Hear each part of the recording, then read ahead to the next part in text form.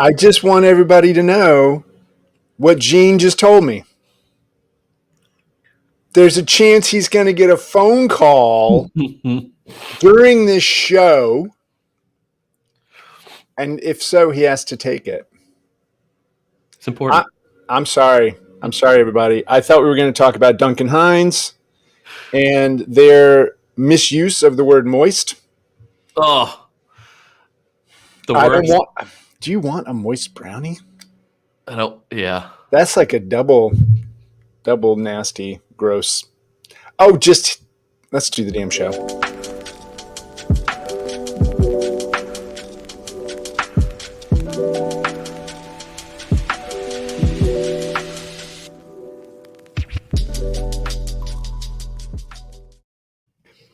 Gene, you were dancing this time and I wasn't. I was, and then I stopped. Oh. So I have to do something right now. Okay. I have to let everybody know about a new sponsor. And unfortunately, I haven't updated you, so we don't have it, but it's Punchlist. Nice sponsor.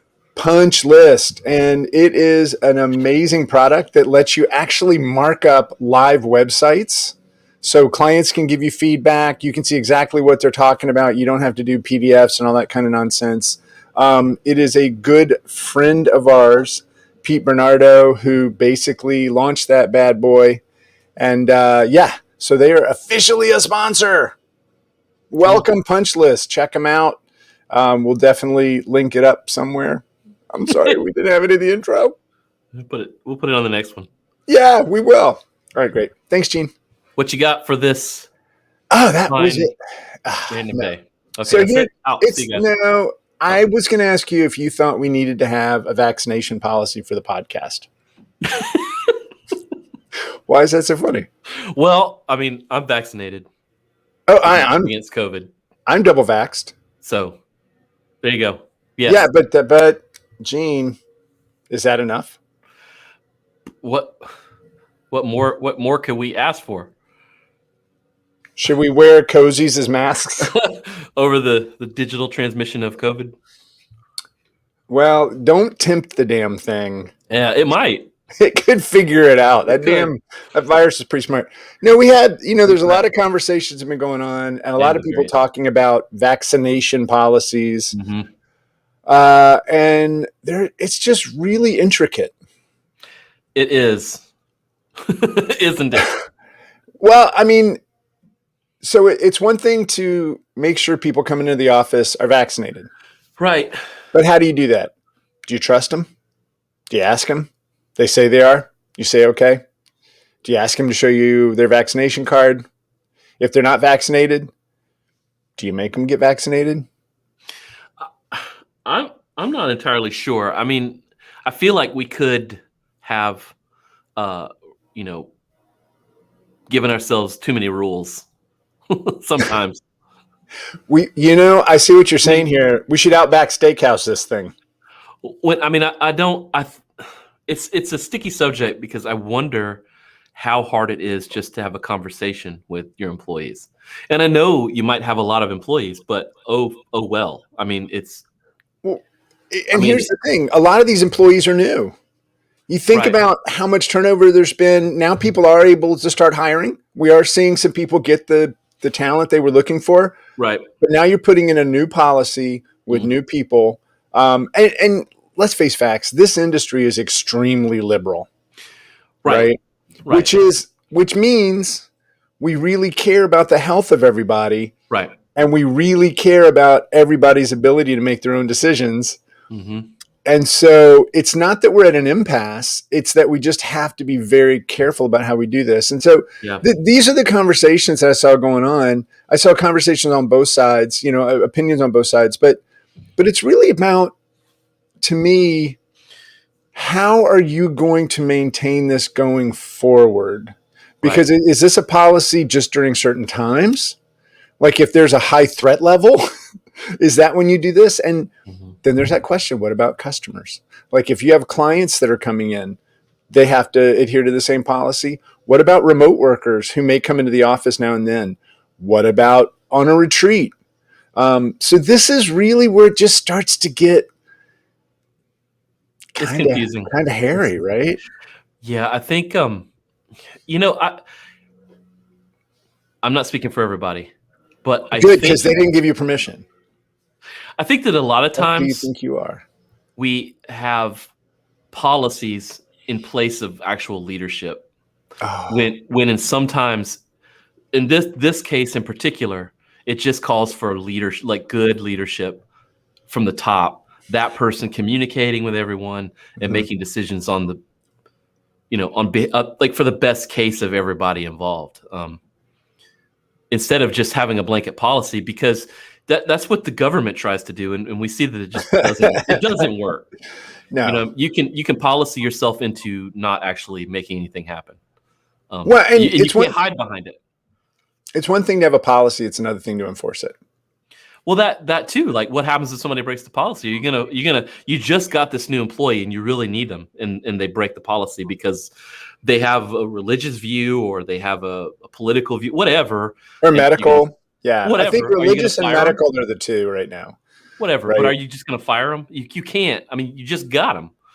I mean, well, that's it, right? Like, so I think this whole episode's going to be a hot take. Maybe. Because when I think about it, it's like, okay, you've got a policy. Are you going to enforce it? Because when it comes down to it, if it's a client who says they're not going to adhere to your policy, maybe they are vaccinated, maybe they're double vaxxed, maybe they're double vaccinated and they got COVID, maybe they're the ultimate in terms of immunity right now. And they're like, if you're asking me to show their immunity, no, I'm not going to do that. So maybe they don't come into the office. But I think what happens, though, is once it starts brushing up against money, and I welcome everybody to just dispute the living hell out of this and tell me that I'm wrong. But when you start to struggle with payroll, that is going to grab your focus. I don't care, liberal, conservative, independent, bleeding heart independent like me, like whatever you might be, you're going to care about your people. Right. You're going to care about making sure everybody's safe, but you're going to make sure everybody's paid. Because you know what? Is the day you miss a payroll, the day that something's happened because of a policy, right? You're just going to, with the best of intentions, not as a horrible human who's like, I'm greedy, I want the money, I don't care about people. It's not that at all. It is, I need to pay my people. They need to be able to pay their mortgages. They need to take care of their families. We have to have a viable business. Otherwise, what's the point of a policy? And as soon as it starts to be at a level where talent leaves or clients get frustrated or whatever, and maybe I'm totally wrong. I hope I'm totally wrong. But I think some of the policies I've heard that people are looking at, not just within the Bureau, but overall, I don't know how they're going to enforce them. Right. I don't know how you enforce that stuff either. It sucks. I mean, it doesn't make sense to me, like, medically, scientifically, whatever, to say that it's a personal preference, because it honestly shouldn't be. I mean, that's just, let's be real. That's goofy, right? But for a lot of people, it is. How do you enforce that? I mean, how do you enforce policies anyway? Like, let's say you have a dress code policy, right? You still show leadership, because you still have to pull that person aside and say, hey, this is not how we do this here. You need to be aware of this. Then I've never heard stories of then what happens if they do it again? What do you do? Well, so I love the door you just opened because I have a dress code policy for a completely remote team. Yeah. Right. So, and maybe it's even more emphatic when you're remote, but I will never wear a shirt. We had an employee at Engine, and I will not shame this individual, but I would just say that they had started getting into shape. They were really proud of how they looked, and we're on a team call, and their camera is only showing their shoulders up. and you see other people on the call going, like literally trying to see if there's some way. And then, sure as shit, got a knock on the door. And before we know it, we have got full nip in the camera. And it was one of these things where right after the call, there were 7 other people on the call, and at least 4 of them said, what the fuck was that? And I was like, that's CrossFit, folks. Yeah, he was looking good. That's why you do it. You look good. But yeah. And so did I suddenly have a policy that I enforced across the company? Right. Or did I talk to that person? Yeah. And say, hey, even a tank top, man. Yeah. Something. Yeah. But it was one of those things where it's like, that is, and I'm not saying that I was a great leader in that moment, or else when that person sat back down, I would have been like, hey, turn your camera off. Instead, I was just like a stunned mullet. I was like, you're like everybody else. What do I do? Right. Exactly. And when you're trying to lead in a way that feels not authoritarian, but sometimes people want you to be in charge. Sometimes people, and I learned that. I had some people set me down and say, hey, you are the boss. So I know that you don't want to be the boss. You don't like the word boss. Fucking do the job. Yeah. And but that was a conversation that we had, and it never happened again. And so that becomes a thing. It's common sense is no longer reality. We don't all share the same common sense. And people who may be new to your team, you don't know them. Yeah. So whatever you do with these policies, realize that when you have somebody that starts and a week later, they find out about a policy, I think any policy like this around vaccination needs to be something that people understand before they take the job. Mm-hmm. And if people are weighing what you're offering and what somebody else is offering, and you don't know that they're going to come at them and say, by the way, we need to know that you are double vaccinated. We need to see your immunization card. If you come at it from that really strict point, you might not get that person on the team. And group health is the health of the planet is the most important thing. But if you can't survive as a company, you may not even intentionally do it. As soon as the phone rings and somebody is upset about something that does not involve this, you are going to make a move onto that thing. And then you have to ask yourself, well, if I'm not enforcing the policy, who is? Right. Nobody. It comes down to ownership, man. And that's what I think a lot of times, that's what I was getting at. Leadership, yeah, but leadership starts with ownership, right? So it's the fact that you can't have, the policy can't be the thing that has the ownership over the situation, right? It feels good to be like, well, we've got it written down. So in the case of a problem, we'll just refer to the rules. And this isn't like Monopoly. You know what I mean? Yeah. Like you have to take ownership of it. And Jocko Willink, who plays by the rules with Monopoly anyway? Exactly. Even that. That's not. that's interpretable. Do you collect the money every time you pass go? Do I play for more than 10 minutes before I go? Seriously, I'd rather read a book. Yeah, I know. But Jocko Willink talks about this on his show a lot. He talks about like at the top level, like the SEAL teams, they have this policy, but they have this rule where everything has to be discussed. Like they make sure that we're on the same page. If there's an instance where they're like, well, I know that you're going to do this, so I don't need to talk about it. I'll just assume you're going to do it. Well, then if the other person is thinking, well, I know he's responsible for it, so I'll just assume he's responsible for it, and he's going to do it. Well, then you show up, and guess what? Nobody's doing it. Nobody's doing it because everybody thinks somebody else is going to take care of it. And I think that's absolutely right. That's right. And he used the example of, going out like in the wilderness and bringing food. And if he's like, well, I'll just bring enough food. If you're responsible, you're supposed to bring your food and a little bit extra, right? And if you just go, well, they'll all bring their food a little bit extra, so I'll bring mine. And then the other guy is thinking the same thing, but you never talk. Well, then you're going to go out there and nobody's going to have any food. You're just going to have enough for yourself, right? So you definitely have to make sure, like, don't let it be unsaid. Like, actually take ownership of it and talk about these things. Like, how do you feel about being vaccinated? You know what I mean? Like, have you had that conversation one-on-one with everybody or small groups or whatever, however the hell big you are? Like, do you even know? Are you just assuming? So now you opened up a whole nother door. You are opening doors today, sir. And also talking a lot about food. Are you okay? I'm hungry. Yeah, I am too. And your shirt suddenly looks like a piece of pizza. So I'm like, that's going on. Ooh, don't make that sound. I apologize, everybody. Oh yeah, there we go. You like it? Okay, this isn't good. Um, no, but if the culture side, Right. There you go. and let's say you do include people in the conversation. Now you got people who just joined the team, more than likely, and it could be a decent number of people, but then you've also got people who've decided to stay, who've been there for a while. And if the people who have been there for a while have a difference of opinion from the people who are new, or if the people who are new are just like, I feel like I'm supposed to say something, Right. They don't know I don't what know to what do. to say. They don't really know the culture. They've only been there for a little while. Then I mean, you're going to get into the situation where now culturally you have to ask yourself. But I think if we're really looking at this,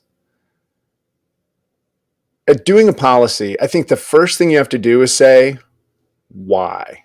Mm-hmm. Right? What is the goal of this policy? Is it to, and I mean this with, again, the most sincerest of hearts, is it to protect the team Mm-hmm. in a health way, right? Mm-hmm. Is it to protect the company? Is it so it looks good? Mm-hmm. Is You it know, is it CYA? is it and is it, I don't want to say marketing, but is it a Mm-hmm. sense of, this is who we are, so this is what we would do, so this is what we need to share. I Right. guarantee you there are going to be blog posts that come out Mm-hmm. where people talk about how they're handling their vaccination policy. And I think that's great because I think everybody can learn together. But just putting that blog post out there shows that this is a differentiator for you. Mm-hmm. Like, let's talk about the NFL. Like, this was interesting to me when Cam Newton gets released from the Patriots, and suddenly it's this big conversation. Well, he said he wouldn't get vaccinated. Mm-hmm. And they're like, oh, well, is that a threat to the team? Is he on the waiver wire now because he won't get vaccinated? And then somebody said, wow, take a look at the waiver wire. That's a high percentage of unvaccinated players that Yeah. say they won't get vaccinated. So then you have that question. Okay, I mean, we obviously don't have a waiver wire in building websites, although Nice. maybe one day we We will. should. Yeah. It would be nice versus the just hiring each other's people, but I think there's something there where it'll be interesting to see in 2 weeks if some of those stars haven't gotten vaccinated. Will the teams go winning is more important, Mm-hmm. Mm-hmm. or will the players go playing is more important? It's a little bit of a standoff. Mm-hmm.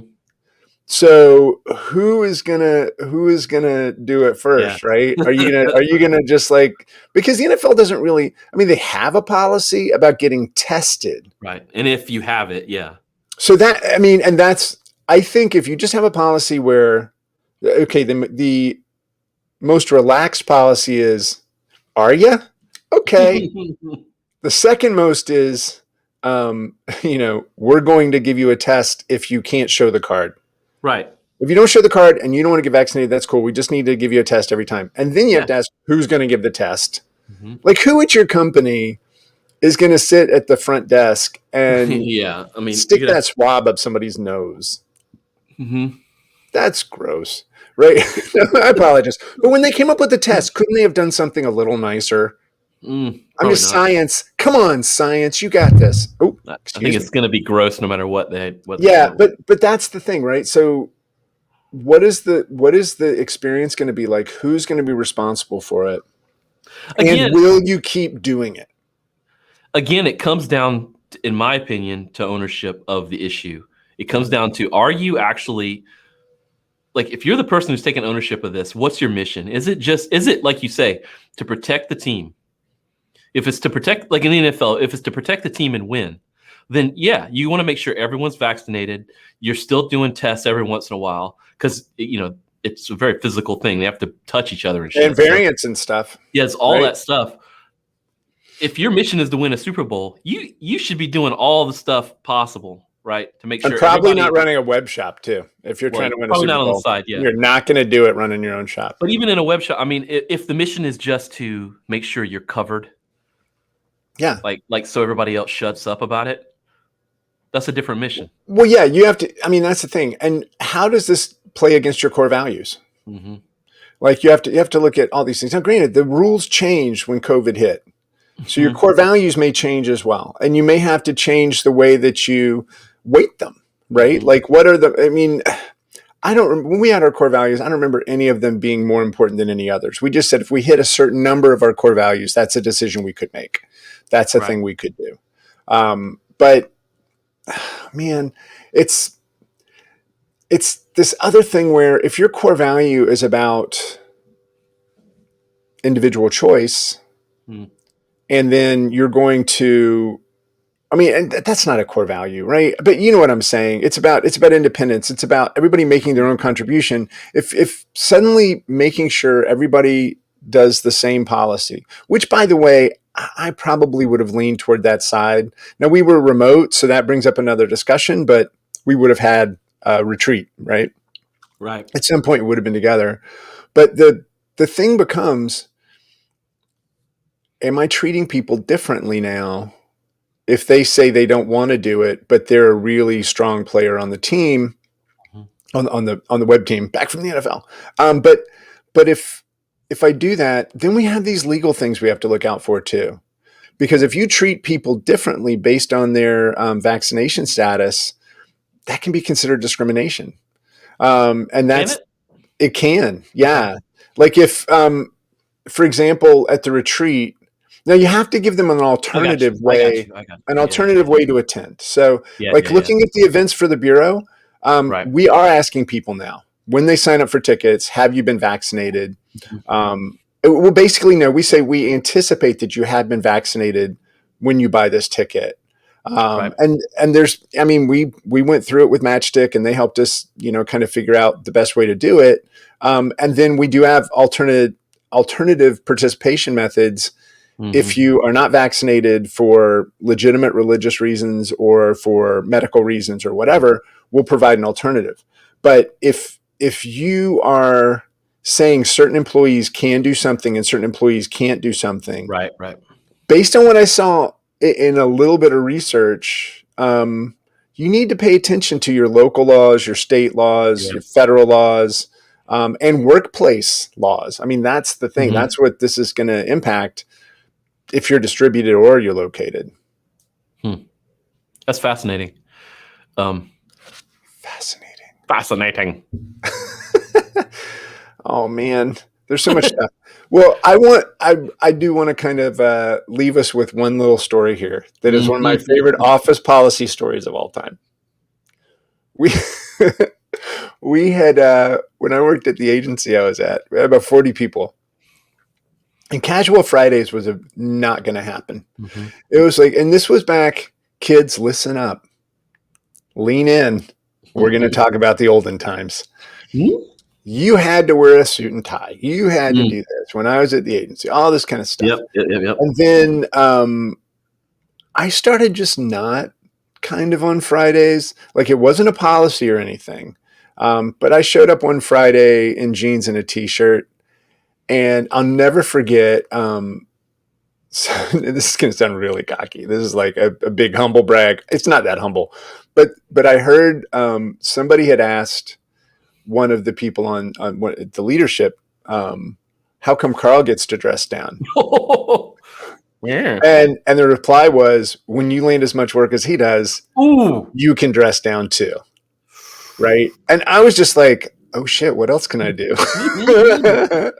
But everybody did start to relax a little. And then eventually the CEO of the company said, look, the reason I've never been for Casual Fridays is because I've spent so much money on these suits and these ties and this stuff. And I just worry that if we do Casual Fridays, suddenly it's going to be casual every day unless we have, a client come in or whatever.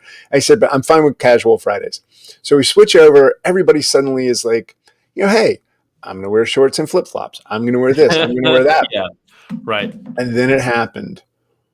One day, one of my coworkers showed up wearing dolphin shorts. That's what we always called them.